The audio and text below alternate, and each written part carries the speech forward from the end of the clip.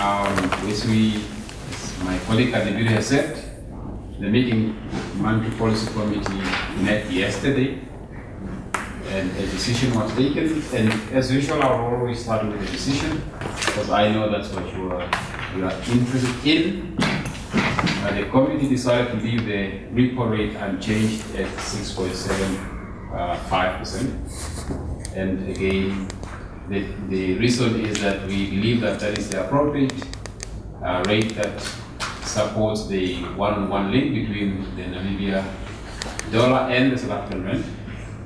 And of course, that decision is underpinned by the review of economic activities at a global level as well as at a domestic level. And then maybe let me go there and let me just give you a quick summary of those developments that help to explain that decision. At a global level, we believe that growth remains healthy at a global level, although we have started to see a decline in growth. That is true for the first 3 months of 2019. We have seen a deceleration in growth, but more so because of the slowdown in the growth of what we call the emerging and developing countries. For the advanced countries, there was a small uptick in growth in the first 3 months of 2019. But if you look at the projection for the whole of 2019, we see a deceleration or a slowdown in growth in the global economy. Although, as I said before, that growth still remains healthy. For 2019 as a whole, growth is projected to be in the region of 3.3%, a deceleration from 3.6% in the previous year. As you can see, as a small open economy, we need to watch these events that are unfolding on horizons that could negatively impact on global growth. And some of those we have heard before, like Brexit is still an event that is unfolding. We are watching that event with keen interest to see how that is going to affect global growth going forward. That's one.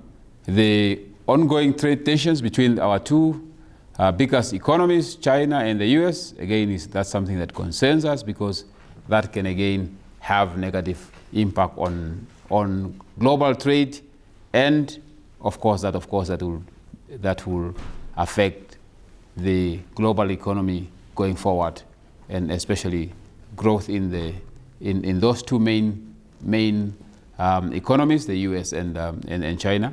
And because they are the second or the first and the second largest economies of the world, that could then affect all of us. So those are some of the things that we are concerned about as risks that are on the horizons that we all need to keep monitoring.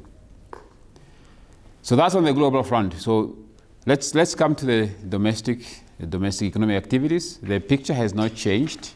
It's more or less the same as what we have told you before, that domestic economic activity remain weak. The picture remains the same in the first quarter of 2019. The indicators that we have observed show that domestic economy still remains weak. So, and that is on the account of sectors such as agriculture. Obviously, we expect that because of the drought. Sectors such as wholesale and retail trade. We have been seeing this song for quite some time now. Although we have seen the contraction in retail and wholesale coming down, is still negative. So going forward, we expect this to become less and less negative and hopefully start to turn positive. Mining is also another sector that has not performed well this quarter, mainly on account of diamonds. So all these sectors have contributed to weak economic activities in the domestic economy this year. Coupled to that is the manufacturing sector, again, is also not doing well, as well as the tourism sector. Although there is at least one sector that has shown some positive performance, which is transport and communication.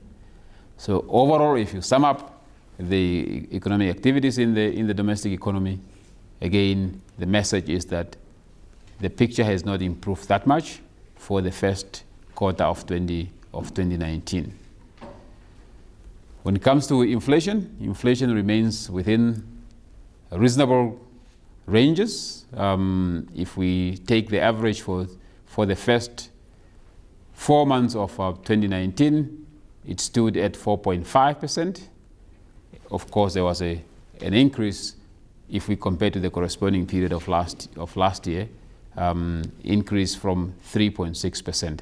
But as you can see, this still remains reasonably low, and therefore, if you are going to negotiate for your salary increase, don't think of inflation as 10%, because we always have this tendency of thinking inflation is always at 10%. Inflation, we believe that for 2019, our forecast for the whole year is 4.5%. That's the average inflation that we are forecasting for 2019, and therefore and if you have an opportunity to negotiate for your salary increase or to adjust your price, that's what we need to keep at the back of our minds, not something higher. That's inflation. So let's talk about domestic credit. Again, the picture has not really changed from what we have told you before.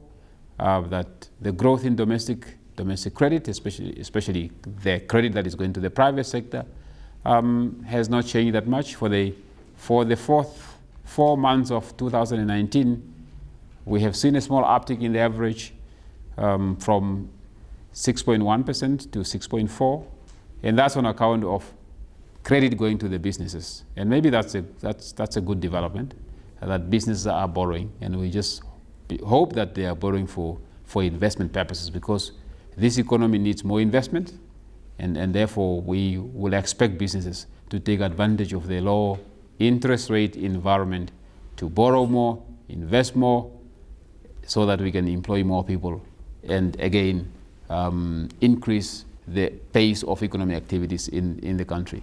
So our message to businesses is, as before, they should take advantage of the low interest rate and invest more. For us as individuals, if we cannot invest, let's save more and let's pay off our debt. As we have said before, Namibians, we have high debt levels, and that's not healthy for us as individuals. It's not healthy for the economy, because the economy needs more of investment and less of consumption.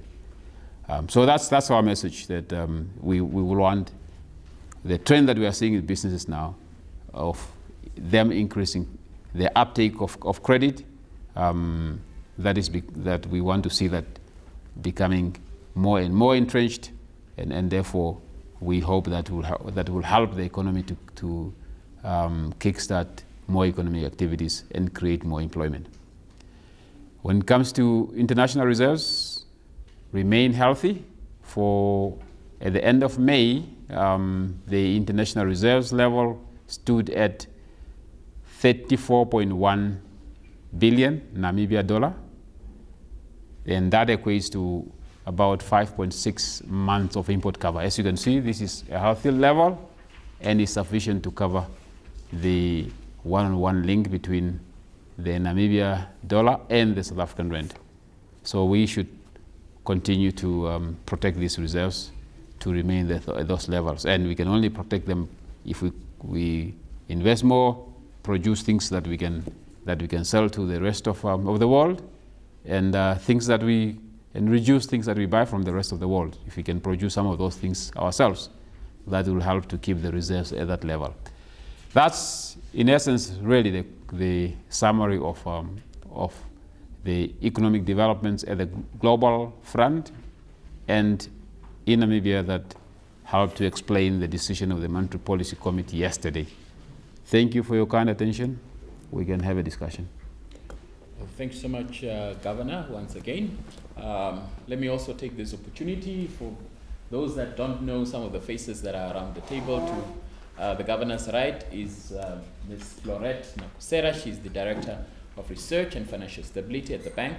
To her immediate right is Annette Schulz, Deputy Director of Micro Statistics Macroeconomic Statistics and Analysis. That's the full title. To my left is a senior economist within the research department and also an economist with the research department. So that's the team that is supporting the governor to get this out of the way. Thank you, Honorable Governor. I notice here that you expect the domestic economy to remain weak in 2019. And I wanted to interrogate you on the IMF growth rates for both 2019 and 2020. Specifically, I want to find out what the Bank of Namibia feels is an appropriate or a growth rate that would reduce unemployment, particularly youth unemployment, and what growth rate would the Bank of Namibia like to see also for inequality to start coming down? Thank you. Maybe just to add on to that, if the governor can be brave and give a figure on the growth that is expected for the year and for the first quarter. Yeah, good morning. I'm Brigitte, freelance journalist. In his answers to the two questions of my colleagues, could the governor please just also elaborate what the IMF predicted? The IMF predicted zero growth for Namibia for 2019. Now I come to my question. You said that the foreign reserves are at a acceptable level or increase and remain sufficient to support the currency peg. Could you please just give us the details? How many, again, the amount of Namibia dollars, please? Thank you. Okay, let's start with a growth rate, and maybe let's start with since Edgar started with the IMF, and Francis also wanted us to talk about the IMF and our own growth projections. The IMF, as you know, believes that the economy is still going to contract slightly.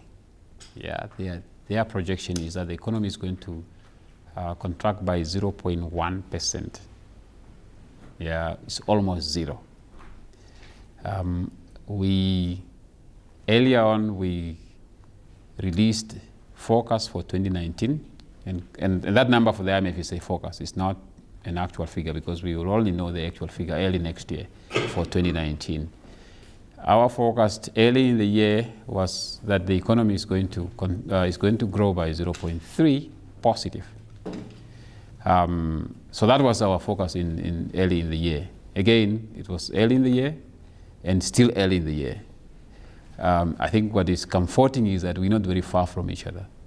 The main message that both institutions are presenting is that growth remains weak, either a small negative or a small positive. Statistically, it doesn't really make a difference. So I think the message is the same, and that's what we need to understand, that growth in the economy still remains weak, and therefore we still need to work hard to get higher growth rates, what Edgar will want to see. Now, what is that growth rate that Edgar would like us to have? We believe if we can grow in the region of 5 to 7%, that is something to write home about. But it's not just about the level or the rate of growth. It's also about what is the composition of that growth. Is that composition sustainable? In other words, we need to have a growth that is, first of all, for us to reduce employment, that is labor intensive. Because we can have 2-3 vessels in the sea, recover as many diamonds as possible, we can grow in the region of 10%, but we will hardly employ anybody, and we have seen that in the past. So we now need to start to reorient our growth, not only from capital intensive sectors such as mining, but also try to get growth in sectors that can absorb employment. And we have talked about that before. In our National Development Plan, we have identified some sectors that we believe that could help us to absorb more labor. Tourism is one, logistics is one, agriculture is one. We still need to navigate the issues of climate change, but we believe that there are some pockets of potential in the agriculture sector which can help us to create employment. And start to think beyond that. So beyond those sectors, what else can give us higher growth that can help us to create employment? I think that's the next question that we should continue to explore as Namibians, because we should be able to identify opportunities so that we can really grow the economy at a higher level, but that higher level should also help us to create employment. So anything between 7 and 5, it's something that I believe will help us to create employment, but again, it should be sustainable. It should not be because we are just consuming and pumping a lot of money into the economy, incurring a lot of debt. We're not creating exports, because if you don't do that, we are going to see our reserves being wiped out. And that is a sign of weakness.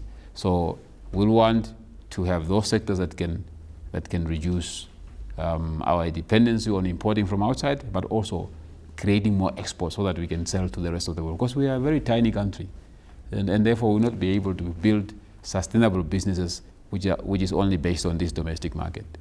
A sustainable business in this economy can only be based on us exporting to the rest of the world, because that market is huge. And with the technology now, I think we can hook into those technological platforms. You don't have to travel anymore to sell your things. You can talk to Amazon and be part of the Amazon platform, and sell your goods and services, and you can reach as many Chinese and Indians and Americans as you want. So I think we need to start thinking about that now as a country. For the first quarter, Francis, we have not received the figures yet for the first quarter from NSA, because they are the official producer of statistics. I believe they are about to release their numbers for the first quarter. So I wouldn't want to speculate on those numbers at this moment. So I believe the 20th is a day when they are going to release their numbers. So let's wait for that. It's not very far from now. But again, the message we are really presenting is that for 2019, we do not expect growth to be spectacular. It's going to be weak. If there's going to be any small growth at all, like we said in our first projection, we are going to revise these projections again by the end of June, beginning of July. They may remain the same. They may be revised downwards. They may be revised upwards. So it's still early in the year, but the picture will start to become a bit more clear as we move close to the end of the year. I believe I have also answered Brigitte's question on growth. Yeah, on the reserves you found the numbers. Yeah. So in terms of import cover, yes, as I said, 5.6 months of import cover, 34.1 billion. So yes, I'm happy that you found the number. So did I answer all your questions, Edgar and Francis? I think. Thank you very much. Yeah. Thank you. All right, let's take another round of questions. Okay, good morning. Anna from Namibia Press Agency. What contributed to the increase in international reserves, as well as the growth in the transport and communication sectors? She just asked exactly what I was going to ask. All right. Yeah, it does happen all the time. Or some of the time. Kevin at the back, can you just step a bit towards us so that you can have the mic, please? Thank you so much. My name is Kevin. I'm a writer for the Patriot newspaper. My question is more of a radical socialist kind of question. We are in crisis mode. Now, Definitely, we are in crisis mode. We have a global economy that's going to decelerate this year. Our neighbor, our second largest trading partner, South Africa, they are in economic turmoil. We have seen the deepest contraction in their economy as a result of power issues there. In the face of this crisis in the country, do you see or do you observe any sense of agency within our high corridors and lower corridors as far as attempts to rescue this economy from falling deep into the precipice is concerned? Is there a sense of agency at all, or we're just waiting for things to just normalize? Thank you. Okay. No, not that radical. I thought you were going to declare that you have become a communist now. Okay, are we taking one more? Or? Lazarus?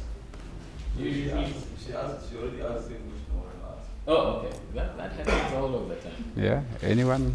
All right. Any other one? Any other questions? I think that could be the last round. No. Okay. So let's talk about that. Let's start with the reserves question. Of late, what has contributed to the increase in reserve, of course, we have sold some diamonds, so we have seen some diamonds proceeds coming in. We have also received SACU receipts. As you know, that the SACU receipts that is paid to government comes in a form of rand, and that, of course, reserves. That's part of reserves, because rand is a reserve currency. So an inflow of rand will also contribute to the increase in reserves. So of late, those are the two factors that we have seen has helped reserve to increase. But also, what we have also noted is that the currency has depreciated a little bit. So when the Namibia dollar weakens and reserves are in hard currencies, for instance in US dollars, it translates more into Namibian dollars. So there is also a small component of that. But if you also express reserves as in terms of months of import cover, we have also seen a slowdown in imports, and that will also contribute to us having, especially if you are expressing it in terms of import cover, having a higher coverage because the denominator is low, which is import. So I hope you understand that part as well. Yeah.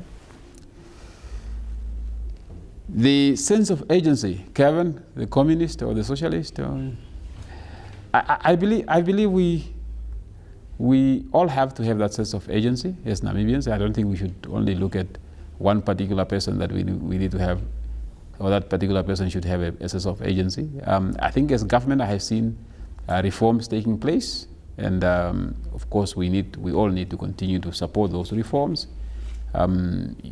You have heard that the president has established a high-level panel of experts that is also going to help government to identify the constraints in the economy, identify ways of removing these constraints in the economy, so that the economy can grow faster.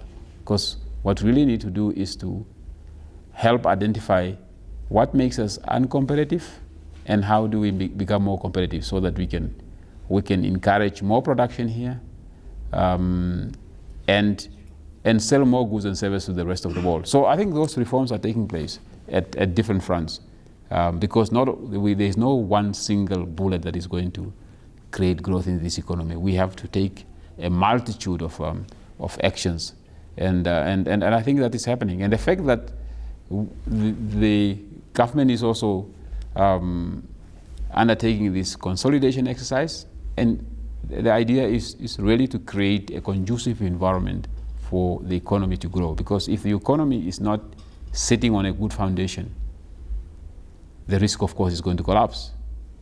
And if it collapses, growth cannot take place.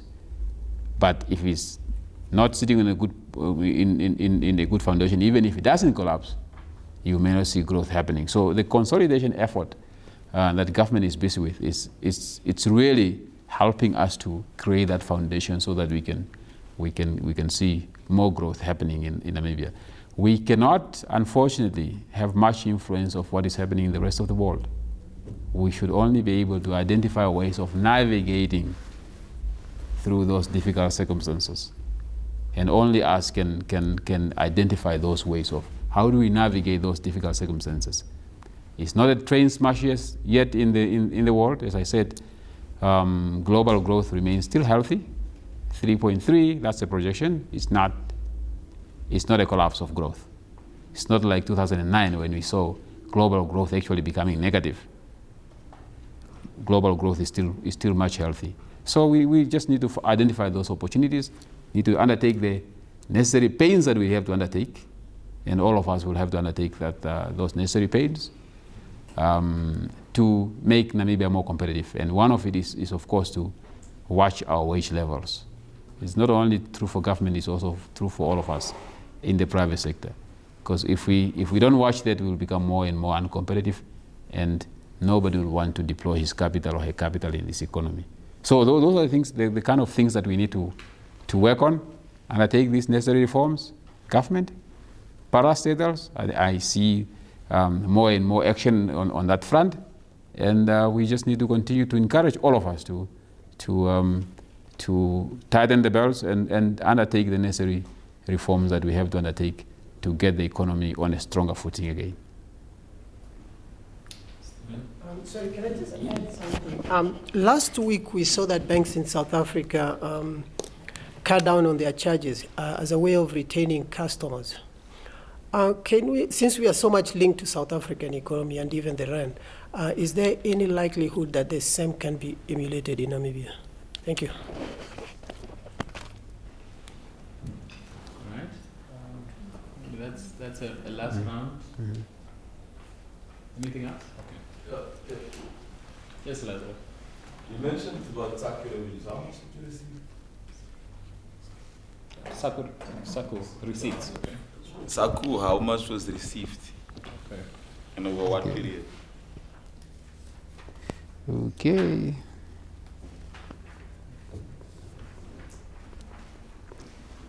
In South Africa. Okay. Stephen, you talked about banks in South Africa reducing their fees. I believe that was a voluntary action. It was not anything forced by anybody. I guess it's basically just trying to retain their customers.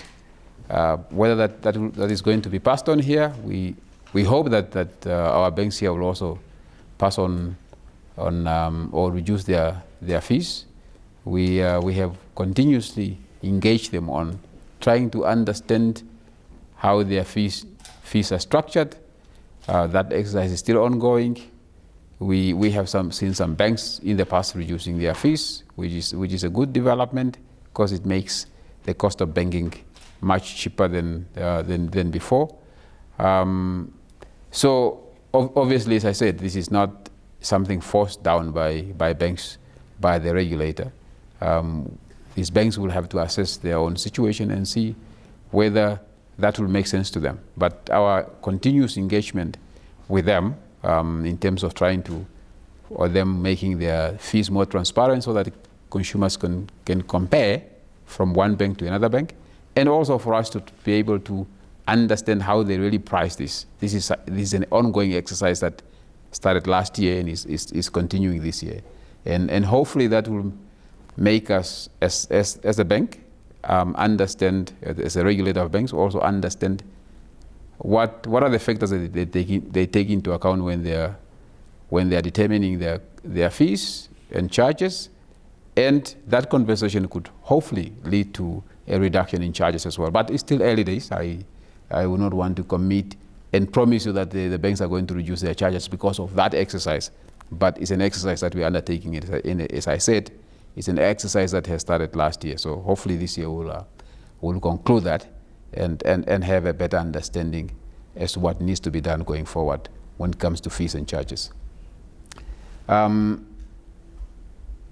SACU, I do not have the exact figures. Do you have? Yeah, so it should be in that region. SACU, I think last year we were getting in the region of about 4.3 last year. 4.3 last year. April 2018. Okay, 4.3. Yeah, so that's more or less where the figure hovers around. So this year we are going to get a little bit more, and this is paid on a quarterly basis. So if you add up these quarterly payments, they will go to 17 billion, roughly there. Probably this year, I think we will probably hover around about 18 billion for the whole year. But as a quarter, we received 4.77 in April this year, and that's 4.7 will be paid in 4 quarterly payments for this fiscal year. Yeah, which is going to end in March next year. So that's the figure that you are going to get, or that Namibia is going to receive for this year, 4.7 on a quarterly basis.